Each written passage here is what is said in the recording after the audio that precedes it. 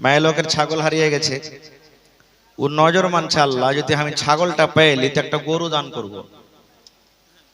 মায়ের লোকটা নজর মানছে যে ছাগল পেলি তো কি দান করব, গরু দান করব। ওর বহু তখন কইছে যে হাজি বিমা, আগেকার মায়ের লোক বিমা কইতো, তোমার হুঁশ বুদ্ধি আছে? কইছে কি গে? কইছে তোমার ছাগল বেশি দামের না গরুটা বেশি দামের? কইছে গরু বেশি দামের। কইছে তোমার ছাগল হারালছে তো তুমি গরুর কেন নজর মানছো যে ছাগল পাইলে গরু দান করব? কে ধর মাগের বেটিরা লক্ষ্যে থাক, এটা আল্লাহকে ললকাছি, পাইলে পরে দিব নাকি?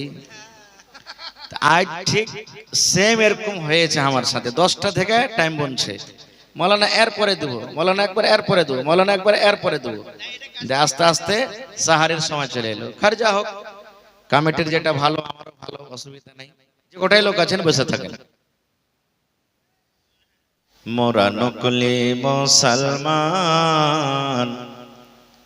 মোদের নাই কেন ঈমান। মোরা বুঝ মুসলমান, মোদের নাই কেন ঈমান। মোরা হাসিদ মুসলমান, মোদের নাই কেন ঈমান। মোরা নাদানি মুসলমান, মোদের নাই কেন ঈমান। যুগের হাওয়াই বয়া গেল, যুগের হাওয়াই বয়া গেল, মোদের সব ঈমান। মোরা ভোলা মুসলমান, মোদের নাই কেন ঈমান। মোরা নাদানি মুসলমান, মোদের নাই কেন ঈমান। মাস গেল তোর বছর গেল, আর কি আছে বাকি? সবাই মিলে বল না তোরা নামাজ রোজা ধরেছি। মাস গেল তোর বছর গেল, আর কি আছে বাকি? সবাই মিলে বল না তোরা নামাজ রোজা ধরেছি।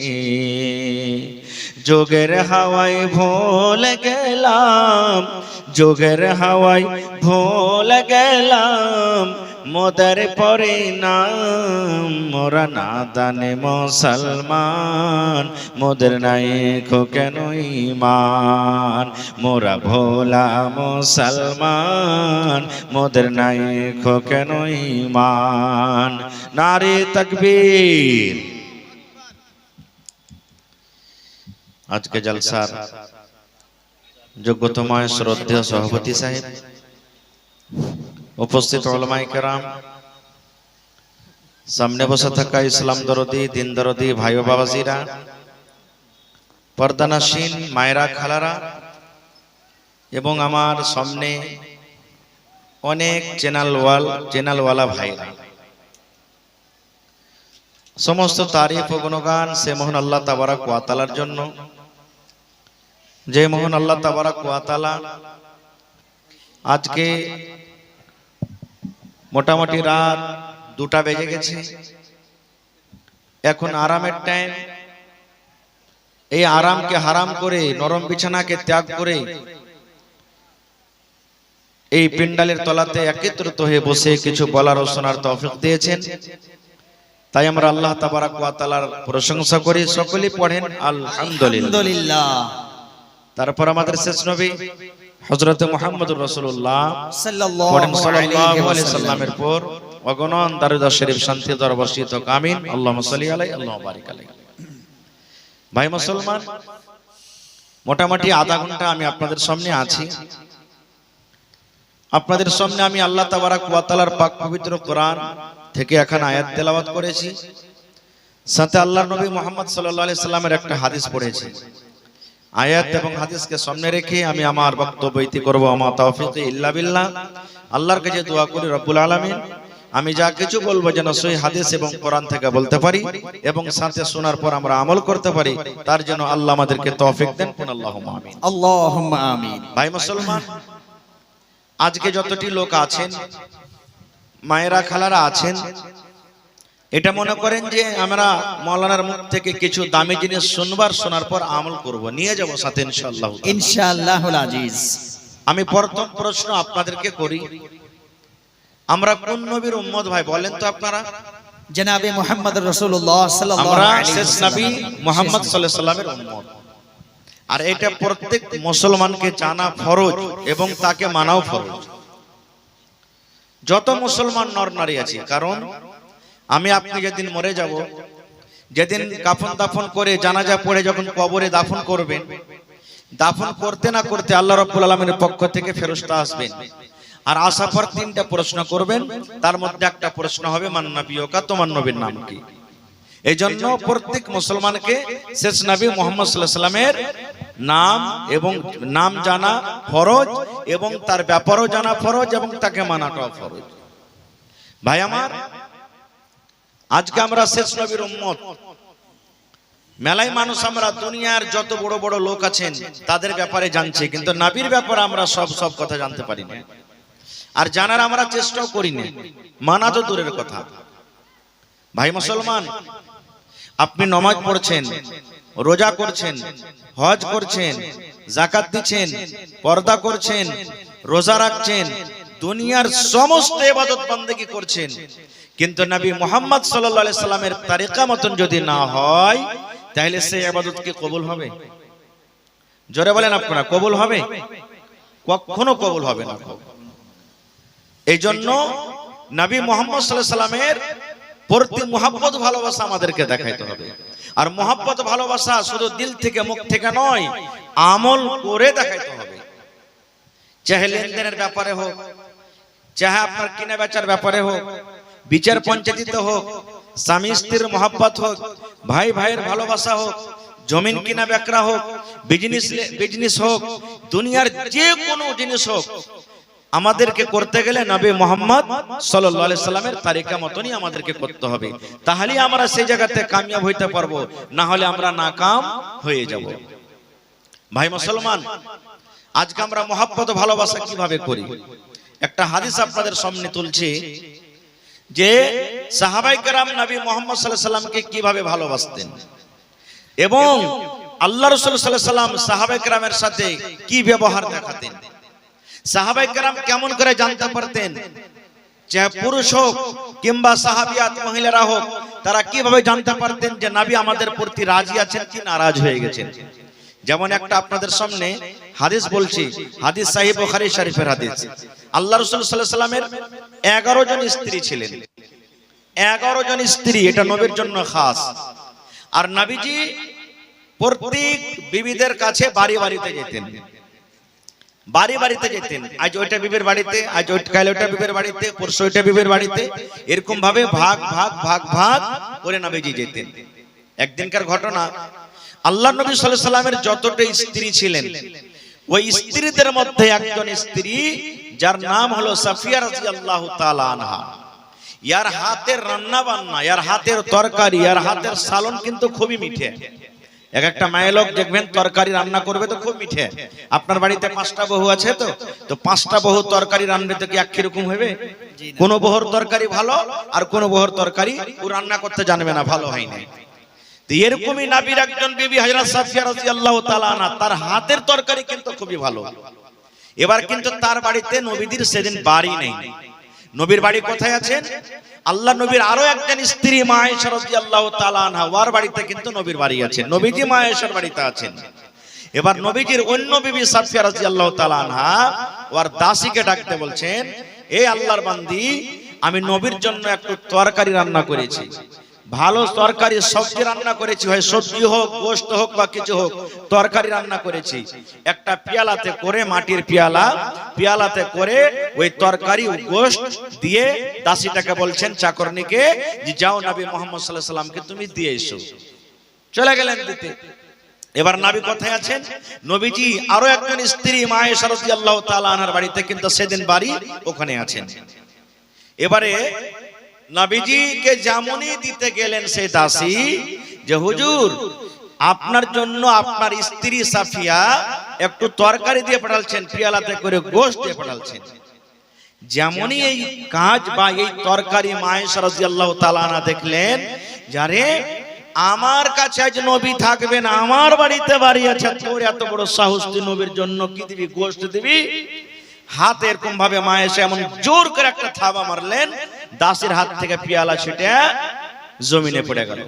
যেমনই জমিনে পড়ে গেল, পিয়ালা ভাঙিয়া টুকরো টুকরো হয়ে গেল।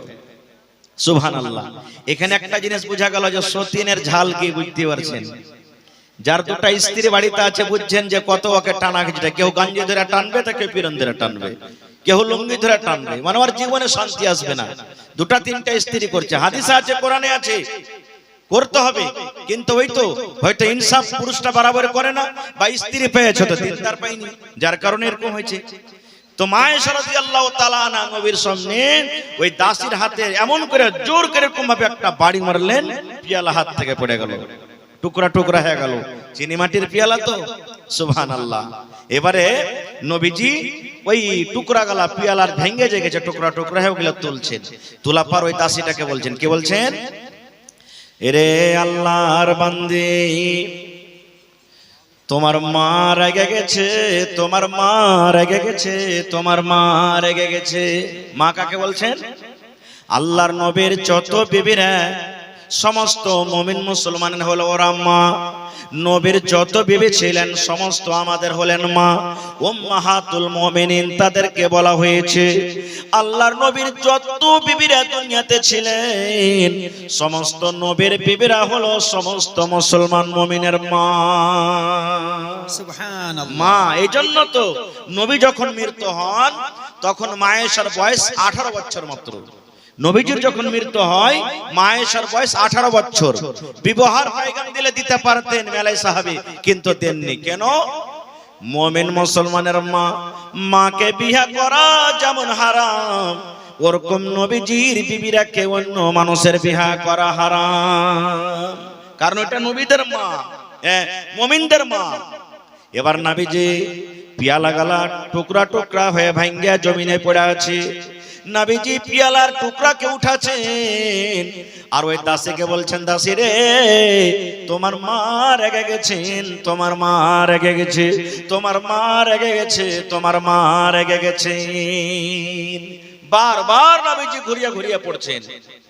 এবার দেখেন মায়েশা রাদিয়াল্লাহু তাআলা আনহা ভাঙা তো দিলেন পিয়ালা, কিন্তু যখন নবীজি বারবার বলছেন যে তোমার মা রেগে গেছে, এবার মা আয়েশা বুঝাই নিলেন, আমার ভুল হয়ে গেছে, আমার ভুল হয়ে গেছে। নবীজি বারবার বলার মানে হলো আমি ভুল করে দিয়েছি। এবার মায়েশা রাদিয়াল্লাহু তাআলা আনহা চট করে নবীকে বলছেন, নবী গো, আমি ভুল করে দিয়েছি গো নবীজি, আমি পিয়ালা ভেঙে দিয়েছি। আহারে, আপনার জন্য কত আদর করে আপনার অন্য স্ত্রী তরকারি দিয়েছিলেন, কিন্তু নবী গো ভুল হয়েছে, আমি হাতে তার বাড়ি দিয়ে পিয়ালাটাকে ভেঙে দিলাম, তরকারি সমস্ত জমিনে পড়ে গেল। আল্লাহ নবী গো, এই যে আমার দ্বারাতে ভুল হয়ে গেল, আমার দ্বারাতে যে গুনাহটা হয়ে গেল, এই গুনাহ, এই ভুল কেমন করে মাফ হবে, একটু দয়া করে বলেন। আল্লাহ নবী গো, ভুল হয়ে গেছে, কেমন করে আমার এই ভুলটা মাফ হবে বলেন। আমার নবী যে বলছেন, আয়েশা রে, তোমার এই ভুলটা মাফ হয়ে যাবে রে আয়েশা। প্রথম নম্বর তোমাকে কাজ করতে হবে রে আয়েশা, এই যে তুমি পিয়ালা ভেঙে দিয়েছো, এই পিয়ালার বদলাতে তোমাকে একটা নতুন পিয়ালা কিনে লাগবে। যদি তোমার বাড়িতে নতুন থাকে তুমি তার বদলাতে পিয়ালাটা দিয়ে দাও, আর যদি তোমার না থাকে রে আয়েশা, এই পিয়ালার বদলাতে তোমাকে একটা পিয়ালা নতুন লাগবে। যদি এটা তুমি করতে পারো তাহলে আল্লাহ রাব্বুল আমিন তোমার এই গুনাহকে maaf করে দিবেন। এবার মায়েশা ঘরের ভিতরে গেলেন, ওই মতো সুন্দর একটা পিয়ালা নিয়ে এসে ওই দাসীকে দিয়েছেন, আর বলছেন, দাসী রে, যাও যাও যাও, তুমি সাফিয়াকে দিয়ে দিবে। এবার দাসীটা যখন হাঁটতে লাগলো, এবার নবী আমার বললেন, হে আল্লাহর বান্দি রে, খবরদার তুমি সাফিয়াকে ঘটনাটা বলিও না, খবরদার খবরদার তুমি সাফিয়াকে কথা বলিও না যে আয়েশা আমার হাতে বাড়ি দিয়ে পিয়ালা ভেঙে দিয়েছে এবং তার বদলতে অন্য একটা পিয়ালা দিয়েছেন। নারে তাকবীর, আল্লাহু আকবার। তাইলে বোঝা গেল কি, যে মা আয়েশা রাদিয়াল্লাহু তাআলা আনহা নিজের ভুলটাকে মানলেন, নবীর কথা মানলেন, এটা হলো কি নবীর প্রতি মুহাব্বত, ভালোবাসা। আর একটু আগে চলেন, আল্লাহ রাসূল একদিন বসে আছেন, আর আল্লাহ নবীর স্ত্রী সাফিয়া রাদিয়াল্লাহু তাআলা আনহা সাইজে নাটা। এক একটা মানুষ এনে খুব লম্বা, এক একটা মানুষ নাটা, এক একটা মানুষ মোটা, এক একটা মানুষ পাতলা, এক একটা মানুষ ধলো, এক একটা মানুষ কালো। মেলা রকম মানুষ দুনিয়াতে আছে। তা আল্লাহ রাসূল বসে আছেন, আর মা আয়েশা রাদিয়াল্লাহু তাআলা আনহা গল্প করছেন, বসে আছেন। আর আল্লাহ নবীর একজন স্ত্রী সাফিয়া রাদিয়াল্লাহু তাআলা আনহা কোনো কামে নবীর কাছে আসছেন, কিন্তু একটু সাইজে খাটো, ছোট। এবার মা আয়েশা কি বলছেন নবীকে, নবীজি এই দেখেন আপনার স্ত্রী নাটিকে দেখেন, দেখেন নাটিকে দেখেন, আপনার কাছে চলে আসছে। শুধু এই কথাটা বললেন, নবীজি এই আপনার স্ত্রীকে দেখেন, নাটিকে দেখেন, আপনার কাছে চলে আসছে। ওরে সুবহানাল্লাহ, নবীজি যেমন শুনলেন শুধু কথাটা, যে আমার একটা বিবি আর একটা বিবিকে বলছেন যে নাটি চলে আসছে। ওরে সুবহানাল্লাহ, যেমন কথাটা বলে দেওয়া, কথাটা শোনা পর নবীজির চোখ লাল হয়ে গেল, যেমন বেদনার দানা লাল হয়। ওরে আল্লাহ, ওই বেদনার দানার মতো রাগের কারণে নবীর চোখ দুটা কিন্তু লাল হয়ে গেল। নবীজি রেগে গেলেন, রাগা পর আয়েশাকে বলছেন, কি বলছেন, ও আয়েশা, তুমি একটা লোককে নাটা বলেছো রে আয়েশা, এটা বলা তোমার ঠিক হয়নি। যারা নাটা ওরাও আল্লাহর তৈরি, যারা লম্বা ওরাও আল্লাহর তৈরি, যারা কালো ওরাও আল্লাহর তৈরি, যারা ধরো ওরাও আল্লাহর তৈরি, যারা মোটা ওরাও আল্লাহর তৈরি, যারা পাতলা ওরাও আল্লাহর তৈরি। আয়েশা রে, তুমি একটা লোককে এমন কষ্টদায়ক কথা বলেছো, তুমি একটা লোককে এমন ঘৃণা কথা বলেছো, তোমার এই নাটা পাঁঠা কথাটা ধরে যদি একটা সমুদ্রে ছেড়ে দেওয়া হয়, যদি একটা পুকুরে ছেড়ে দেওয়া হয়, আয়েশা রে, গোটা সমুদ্রের পানি নোংরা হয়ে যাবে, গোটা সমুদ্রের পানি দুর্গন্ধ হয়ে যাবে, দুর্গন্ধর কারণে সমুদ্রের পানি পান করা যাবে না। আয়েশা, তুমি একটা লোককে নাটা এবং বাটা বলেছো, এই নাটা এবং বাটা কথাটা যদি সমুদ্রে ছেড়ে দেওয়া হয়, গোটা সমুদ্রের পানি কি হবে, দুর্গন্ধ হয়ে যাবে, সমুদ্রের পানি পান করা যাবে না। এবার আপনি বলেন, যদি শুধু নাটা এবং বাটা কথাটা বলাতে যদি এত অপরাধ হয়, তাহলে চার দোকানে বসে আমরা কি করছি, ওইটা মুলবি তো এরকম, ওইটা মোড়ল তো এরকম, ওইটা হাজি তো এরকম, আবে ও নামাজ পড়ছে দাড়ি দেওয়ার থেকে আমি ভালো আছি। রাত দিন চলছে না, চলে না এগুলো? জোরে বলেন, চলছে? জি একদম চলছে। আল্লাহ রাসূল বলেছেন, দুটা জিনিসের যারা গ্যারান্টার হয়ে যাবে, দুটা জিনিসের যারা জামিন হয়ে যাবে কিয়ামতের দিন, নবী বলেছেন ওই লোকটাকে আল্লাহ রাব্বুল আমিনের দরবারে আমি সুপারিশ করে আল্লাহ রাব্বুল আমিন তাদেরকে জান্নাত দিবেন। আমি সেই দিন সুপারিশ করব, গ্যারান্টার হয়ে যাব। দুটা জিনিসের যারা দুনিয়াতে গ্যারান্টার হয়ে যাবে, দুটা জিনিসের যারা জামিন হয়ে যাবে, নবীজি এক নম্বরে বলেছেন জিভা। এই জিভাকে দেখে নবী বলেছেন, এই মুখের ভিতরে যে জিভাটা আছে, এই জিভার যে হেফাজত করবে, অপরের গীবত করবে না, অপরের ইজ্জতকে মার্ডার করবে না। এবং নবীজি দুই নম্বরে বলেছেন, দুই জান দু পার মধ্যখানে যে সারামগা, বেটা ছেলা হোক বেটি ছেলা হোক, এই দুটা জিনিসের যারা জামিন হয়ে যাবে, যারা হেফাজত করতে পারবে দুনিয়াতে, নবী বলেছেন কিয়ামতের দিন ওই লোক নর হোক কিংবা নারী হোক, ওরা আল্লাহর জান্নাতের ভিতরে চলে যাবে,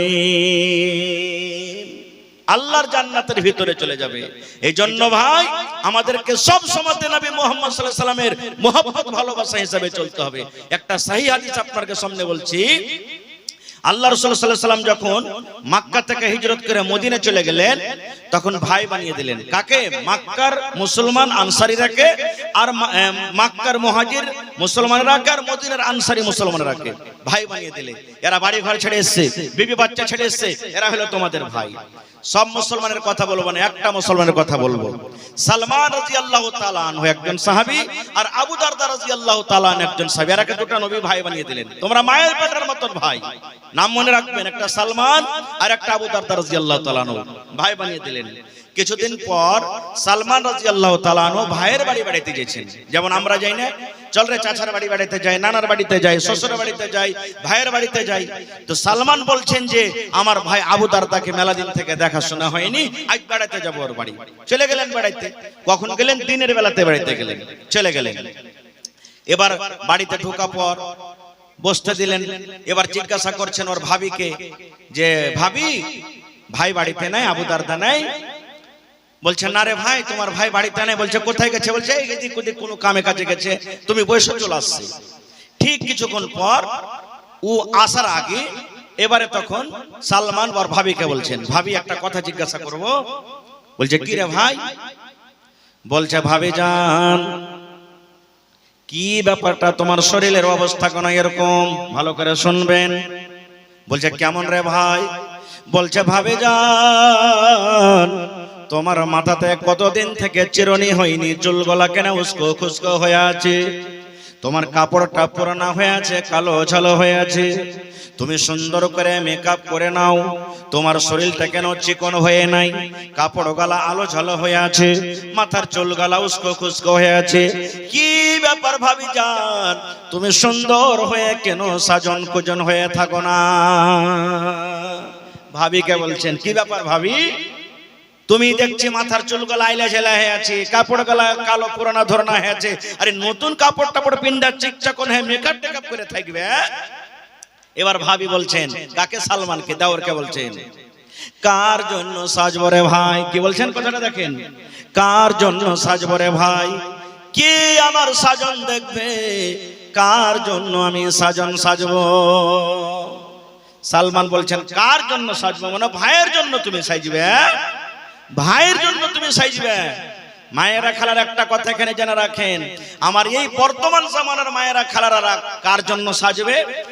2000 টাকা দামের শাড়ি কিনা থাওয়া আছে, ওই শাড়ি খানটা বিহাইকে দেখাতে যাবে, ওই শাড়ি খানটা গোরেতে যাবে তখন সেদিন পিনবে, কুটুমের বাড়ি বাড়িতে যাবে সেদিন পিনবে। আর যে ওকে টাকা খরচ করে 2000 টাকাতে শাড়ি কিনে দিয়েছে, ওর সামনে ওই কালো ঝালো খানটা পিনে থাকে। হচ্ছে না, হয় না? আরে যে এত কষ্ট করে আপনাকে শাড়ি কিনে দিয়েছে তাকে পিনে দেখান না, তাহলে তো মজা লাগতো। ওকে যেন আমার সামনে হিরোইন ঘুরছে, অন্য হিরোইনকে দেখে তখন ভুলে যাবে আপনি যদি তার সামনে সাজা গোজা থাকেন তো। কিন্তু এখন তো কাদা মেখে ছাই মেখে ওলো ঝোলে থাকবে, গতরে পাঞ্জরে যখন আসবে তো পাটের জাগের মতন মনে হয় আইসটা আইসটা গন্ধেছে, ওই স্ত্রীকে তখন হট এখান থেকে, তুই তোর মতন স্ত্রীকে চোখে দেখতে পারবো না। তো বলছেন ভাইরে কার জন্য সাজবো? বলছে কার জন্য সাজবো মানে ভাইয়ের জন্য সাজবে। বলছেন না রে ভাই, সাজা কোনো দরকার নাই। ভাবি বলছেন সাজা কোনো দরকার নাই। বলছে কেমন কথা ভাবি জান, সাজা কোনো দরকার নাই? বলছে ভাই রে, তোমার ভাই আবু দারদা দিনের বেলাতে রোজা করে থাকে রে ভাই, রোজা করে থাকে, রোজা ছাড়ে না। 1 মাস তো রোজা রাখে, আর রোজার মাস যখন পার হয়ে যায় আরো যে 11 মাস যে বাঁচে ওই দিন গেলা তো রোজা রাখে। আর তুমি তো জানো যখন একটা মানুষ রোজা করে তার জন্য বিবি কিন্তু হারাম হয়ে যায়। রোজার হালাতে বিবির পাঞ্জরে যেতে পাবে না, রোজার হালাতে বিবির সাথে সহবাস করতে পাবে না, রোজার হালাতে বিবি থেকে তাকে দূরে থাকতে হবে। এই জন্য ভাইরা আমি সাজি না রে ভাই, কে আমার সাজন দেখবে? বলছে ভাবি একটা কথা বলবো। বলছে কি? বলছে দিনের বেলাতে যখন ভাই তোমার পাঞ্জরে আসে না, রোজা করে, তো রাইতে তুমি সাজে থাকবে। বলছে ভাই রে না, ওটাও হয় না। বলছে কেমন কথা? বলছে ভাই রে, এশারের নামাজের পর তোমার ভাই আবু দারদা আল্লাহর ঘর মসজিদে চলে যায়, আর মসজিদে গোটা গোটা রাত তাহাজ্জুদ পড়ে পড়ে আল্লাহর ইবাদত বান্দেগি করে করে রাত কাটিয়ে দেয়। রাতের বেলা তো আমার বিছানে আসে না। আমি কি জিনিস বুঝি না, জানে না, দেখি না, আমার দিকে কোনো ধ্যানই নাই, শুধু আল্লাহর ইবাদত বান্দেগি। দিনের বেলাতে রোজা আর রাতের বেলাতে তাহাজ্জুদ পড়ে পড়ে রাত কাটিয়ে দেয়। সালমান বলছেন কঠিন ব্যাপার, আব কি করা যায়? এই গল্প করতে করতে ঠিক আবু দারদা বাড়িতে এসে হাজির। যেমনই বাড়িতে এসেছে দেখছে ভাই সালমান এসে গলা গলাতে মিলেছে। বলছে মারহাবা, ওয়েলকাম, স্বাগতম ভাই, তুমি এসে আমাকে খুব ভালো লেগেছে। বিবিকে বলছেন আরে খাইতে দে না, ভাই কতদিন পর বাড়িতে এসেছে, খাইতে দে। এবার খাইতে দিয়েছে। ও তো সব হাল হাকিকত শুনে নিয়েছে আগে। এবার তখন সালমান বলছেন আবু দারদা ভাই তুমি আইসো। বলছে আমি যাব না, আমি খাবো না। বলেন তো কেন খাবে না? জোরে বলেন। রোজা রেখা আছে। জি। বলছেন ভাই আমি খাবো না, তোমার পাঞ্জরে আমি বসে থাকছি, খাবো না। বলছে কেন খাবে না? বলছে ভাই রে আমি আজকে রোজা রেখেছি রে ভাই, রোজা করেছি। এবার সালমান বলছেন কেমন রোজা করেছো? বলছে ভাই রে আমি নফল রোজা করেছি রে ভাই, নফল রোজা করেছি। এবারে তখন সালমান বলছেন আবু দারদা ভাই রোজা তুমি ছেড়ে দাও, রোজা ছেড়ে দাও, তুমি রোজা ভেঙে দাও। নফল রোজা ভাঙলে গুনাহ হবে না, ফরজ রোজা ভাঙতে পাবে না, কিন্তু তুমি নফল রোজা ভেঙেছো, তুমি রোজা ভেঙে দাও। বলছে না আমি ভাঙবো না, রোজা করে থাকবো।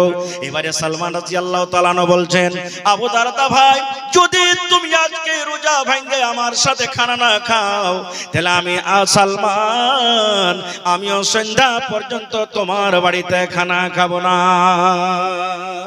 বলছে তোমাকে বৈশা খানা খেতে হবে, না খেলে আমিও খাবো না। এবার আবু দারদা দেখছেন যে ব্যাপার খারাপ। দুই ভাই তখন রোজা ভেঙে দিলেন, দু ভাই খানা খাইলেন। মগরিব হলো, এশারের নামাজ হলো। বিবিকে বলছেন বিবি রে ভাইয়ের জন্য তুমি সুন্দর করে বিছানটা লাগিয়ে দাও, ভাই আমার আরাম করবে। এবার এশারের নামাজের পর মসজিদে থেকে হাঁটতে শুরু করে দিয়েছেন আবু দারদা। এবার সালমান বলছেন ভাই তুমি কোথায় যাও? বলছে ভাই সালমান তুমি বিছানা আরাম করো, আর আমি চললাম মসজিদে আল্লাহর ইবাদত বান্দেগি করার জন্য। ওরে সুবহানাল্লাহ, আমরা জানি যখন একটা নতুন ছেলে প্রথম রাত হয়, যখন বিবাহ করে, যারা নানি টাইপের মানুষ, দাদি টাইপের মানুষ, ভাবি টাইপের মানুষ, তার হাত খানটাকে ধরে কিংবা বিবির হাত খানটাকে ধরে ঘরের ভিতরে ধাক্কা দিয়ে দেয়, দেয় কি দেই না আমরা জানি। ঠিক সালমান আবু দারদার হাত খান ধরে এবার বিবির ঘরে ধাক্কা দিয়ে দিলেন। বলছে ভাই রে আমিও তাহাজ্জুদ পড়বো, নামাজ পড়বো, তুমি এখন নামাজের টাইম হয়নি, সময় হয়নি, তোমার বিবি তোমার জন্য ঘরে ইন্তজার করছে, তোমার জন্য ঘরে অপেক্ষা করছে, তুমি চলে যাও, চলে যাও, তুমি ঘরের ভিতরে চলে যাও। ঠিক নামাজের টাইম যখন হয়ে যাবে তুমি জাগতে না পারলে আমি তোমাকে জাগিয়ে দেব। সুবহানাল্লাহ। যাও আমি জাগিয়ে দেব। আপনি কি করবে? ঘরের ভিতরে চলে গেল। স্বামী স্ত্রী গোটা রাত কাটলেন। ঠিক যখন রাত মোটামুটি 1-2 হয়ে গেছে, এবার তাহাজ্জুদের নামাজ পড়তে হবে।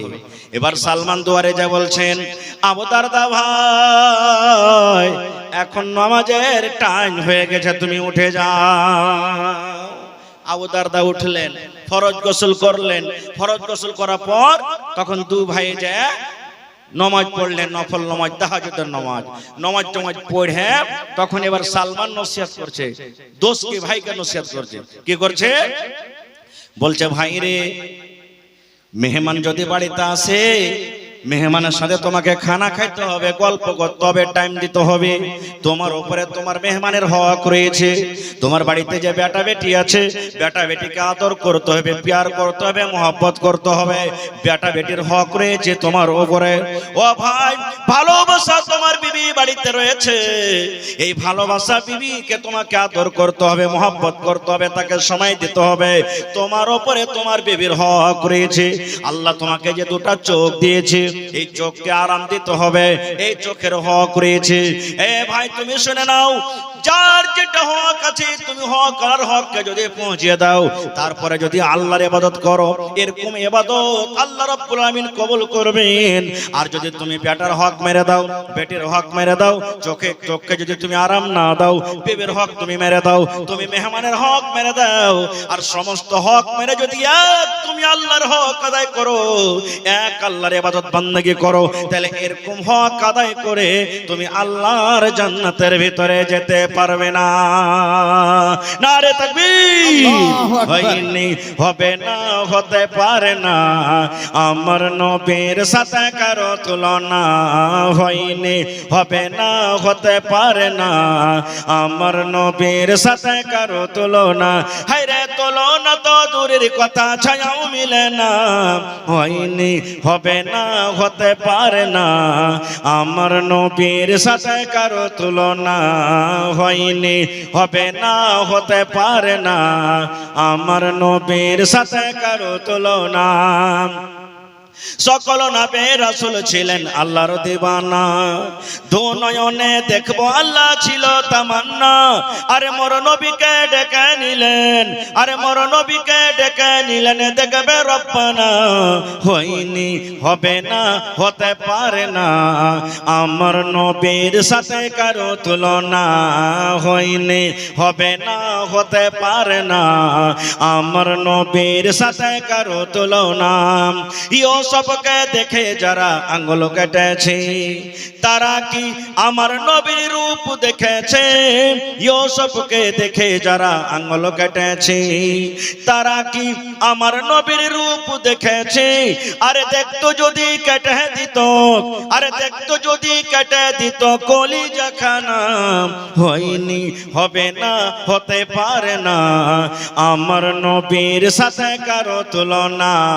হয়নি, হবে না, হতে পারে না, আমার নবীর সাথে কারো তুলনা। যার শানে আল্লাহ তাআলা করলেন ঘোষণা, খোলকে আজিম আমার শাহে মদিনা। যার শানে আল্লাহ তাআলা করলেন ঘোষণা, খোলকে আজিম আমার শাহে মদিনা। মুসলমানে নবী ছাড়া কিছুই মানে না, মুমিনে কোরআন ছাড়া কিছুই বুঝে না। হয়নি, হবে না, হতে পারে না, আমার নবীর সাথে কারো তুলনা। হয়নি, হবে না, হতে পারে না, আমার নবীর সাথে কারো তুলনা। নারে তাকবীর, আল্লাহু আকবার। আল্লাহ রাসূল সাল্লাল্লাহু আলাইহি সাল্লাম একদিন কাবা শরীফে নামাজ পড়ছেন, কাবা শরীফে নামাজ পড়ছেন। আহা হা হা। আর আবু জাহাল 8 জন 10 জন 15 জনের একজন টিম নিয়ে রাস্তাতে হেঁটে চলেছে, হাঁটছে রাস্তা দিয়ে।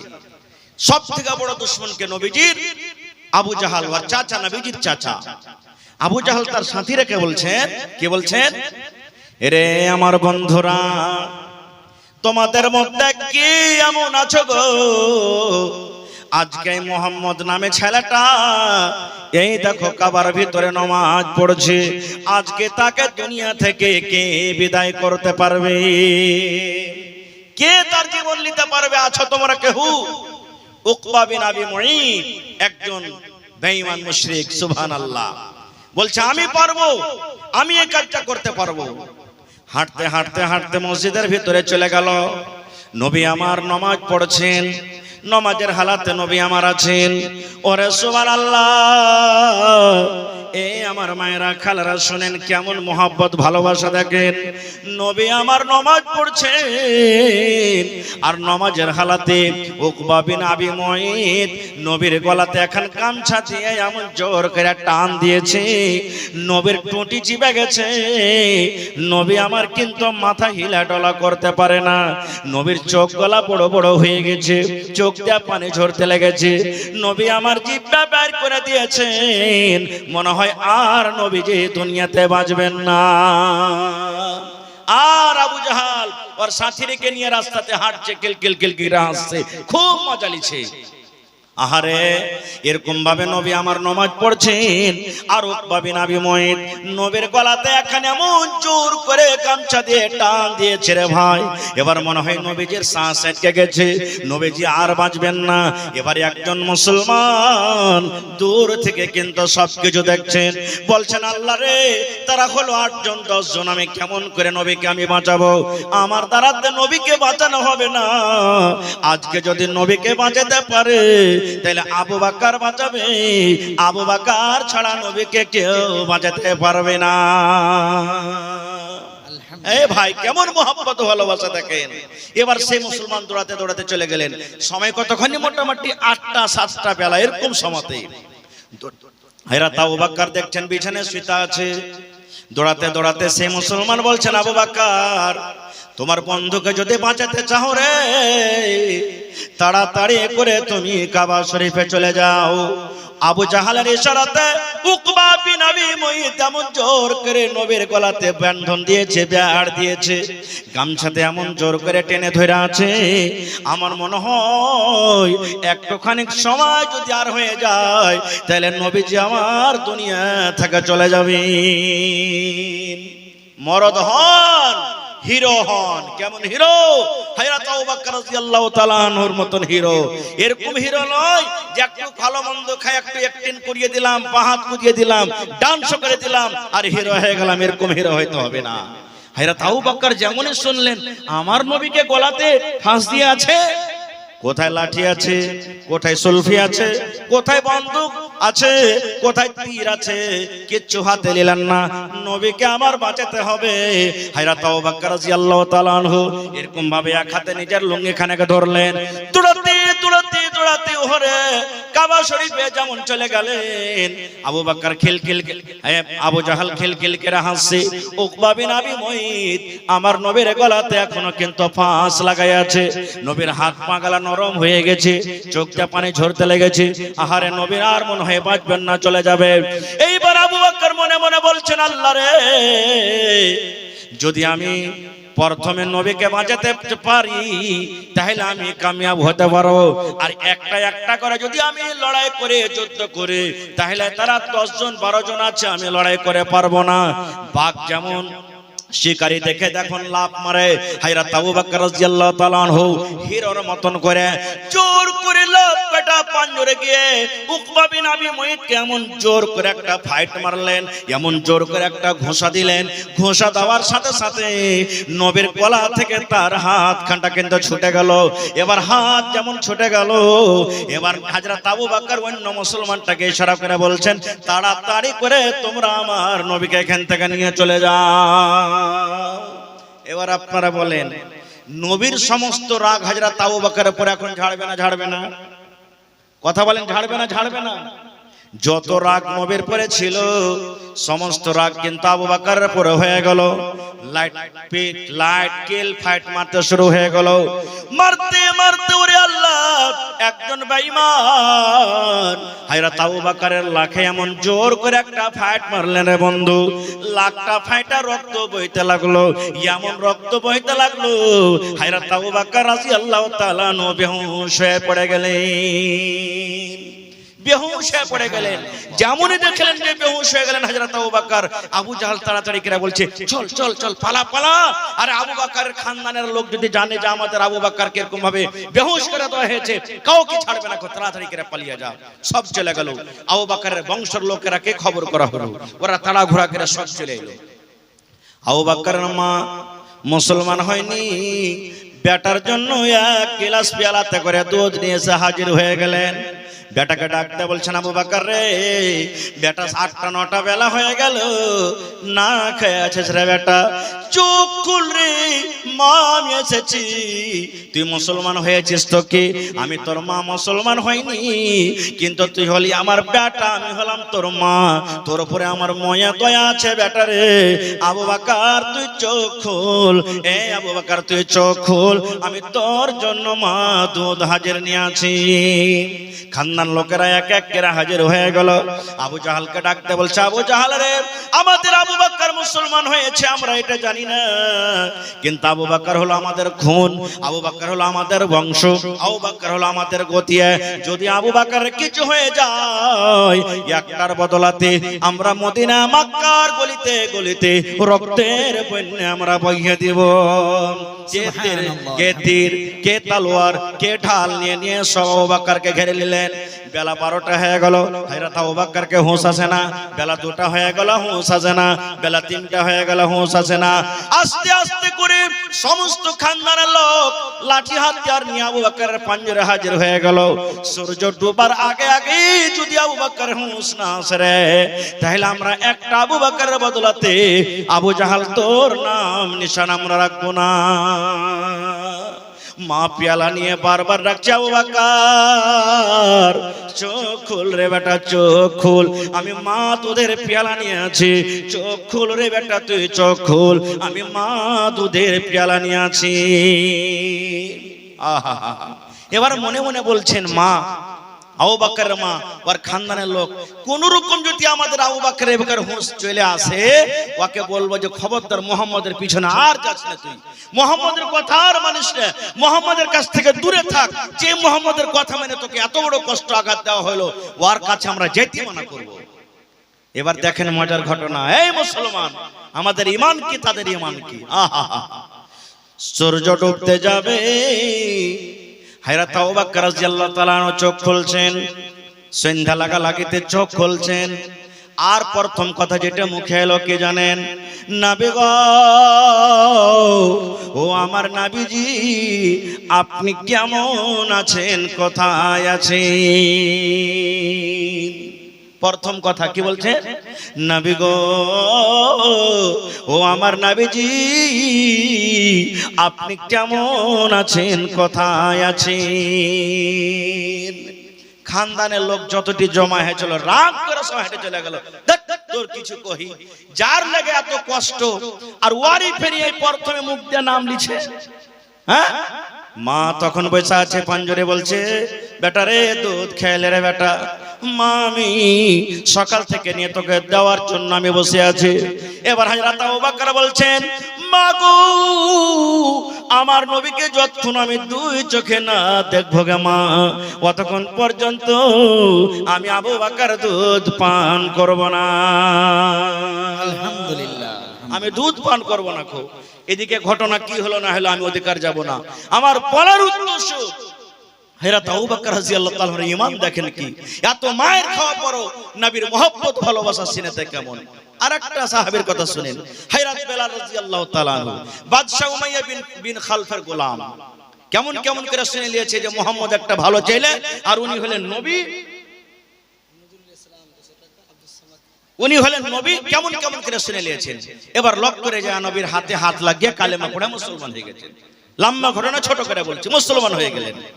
ওর বাদশা জানতে পেরেছে, ওর মালিক উমাইয়া বলছে, বেলাল শোনো এখানে তুমি। বলছে কি হয়েছে মালিক?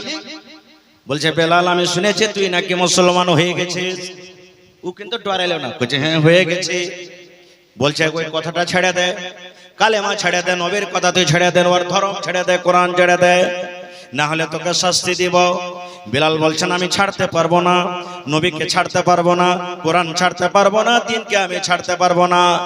এই মুসলমান, আজকে যদি মুসলমানের উপরে কষ্ট হয়, জুলুম হয়, আমরা এটাই মনে করি আরে মুসলমানের পরে জুলুম অত্যাচার করছে। এই জুলুম অত্যাচার করা কোনো নতুন কথা নয়। হযরত বেলাল রাদিয়াল্লাহু তাআলা কে বাদশা বলছেন, বাদশা বলছেন বেলাল রে, তুই যদি মুসলমান হওয়া ত্যাগ না করিস, নবীর ধর্মকে যদি না ছাড়িস, নবীকে যদি দিল থেকে না মুছে দিস, তাহলে তোকে কঠোর শাস্তি দেওয়া হবে। এই মুসলমান বেলাল বলছেন, আমাকে যেমনই তুমি শাস্তি দাও, কষ্ট দাও, আমি নবীর মহব্বত ভালোবাসা আমি দিল থেকে হটাতে পারবো না। এবার তার মালিক কি করলো? আমরা যেমন একটা কুকুর যখন মরে যায়, হাতে পায়ে দড়ি বেঁধে বাচ্চারা রোডে রোডে রোডে রোডে ঘুরিয়ে নিয়ে বেড়ায়, ওরে সুবহানাল্লাহ। এবার বাদশা কি করলো?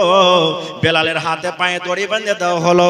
এবার বাচ্চারাকে বলা হলো, গ্রামে গ্রামে গ্রামে গ্রামে বেলালকে তোমরা টেনে নিয়ে যাও। এবার টানতে টানতে টানতে এবার বাদশার সামনে হাজির হয়ে গেল। ওরে আল্লাহ, মক্কার জমিন পাথরিলি জমিন, রক্তে রক্তিত হয়ে গেলেন, সমস্ত ছাল চামড়া উঠে গেল।